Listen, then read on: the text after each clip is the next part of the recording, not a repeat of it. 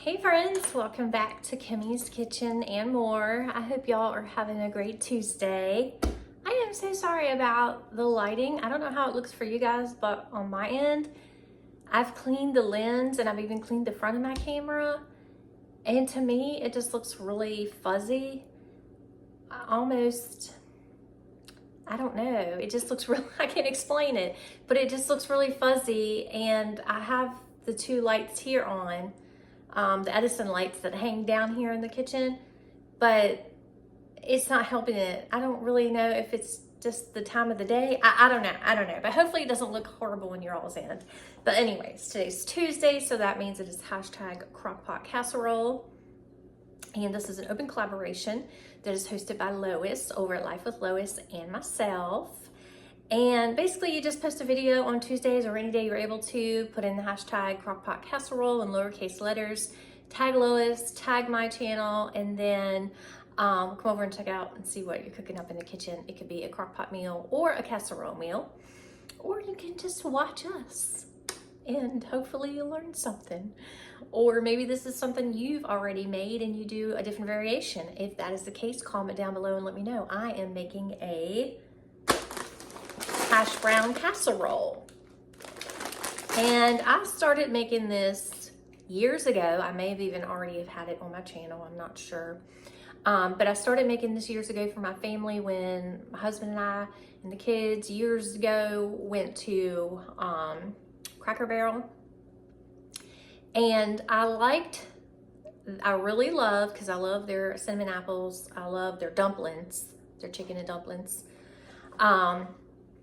And I love their hash brown casserole. However, I didn't like how they used like the thin potatoes. So I told my husband, I said, I'm gonna make that, but I'm gonna do a different variation.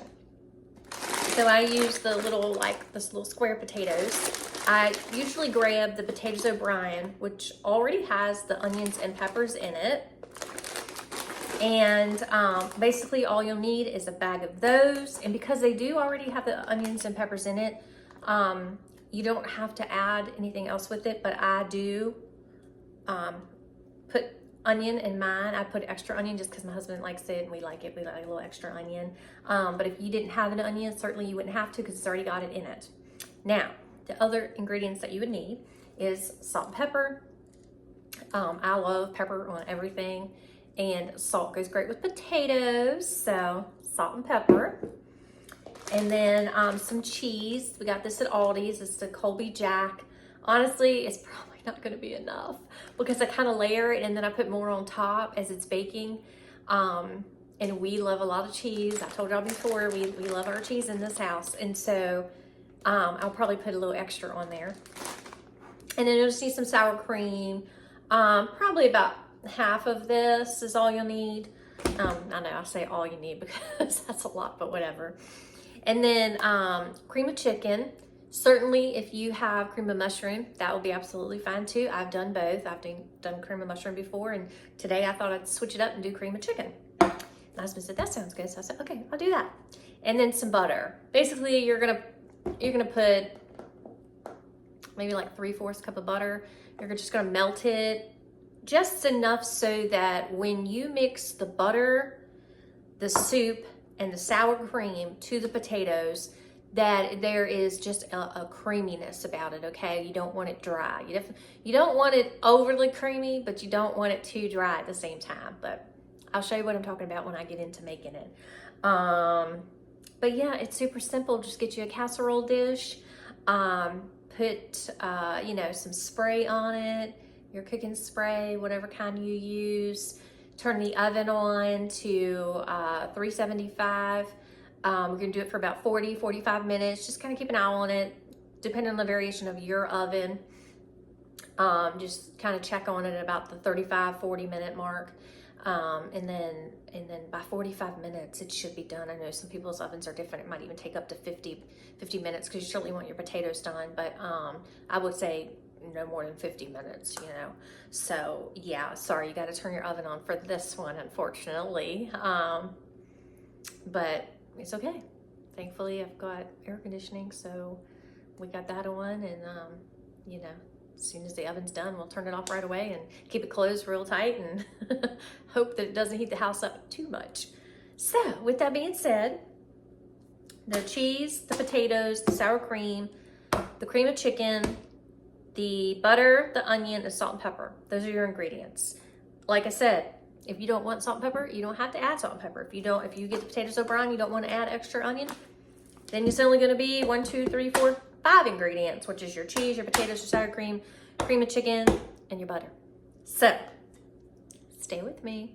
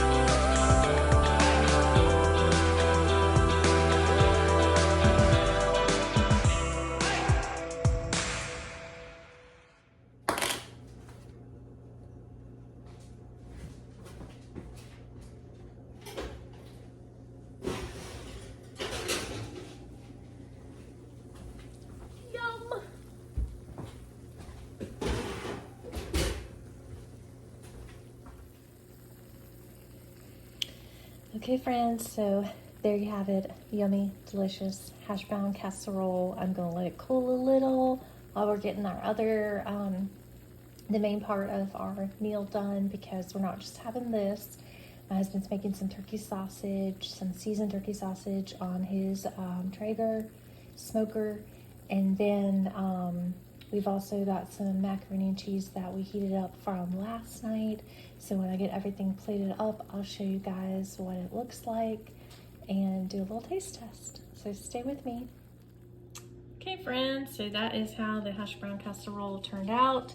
This is the leftover mac and cheese that we wanted to get ate up, that we just added with our meal. Leftover vegetables, and then this is turkey sausage with a little bit of the spicy brown mustard. Thanks for watching, y'all. Be sure to go over and check out Lois and everyone else in his open collab, and until next time.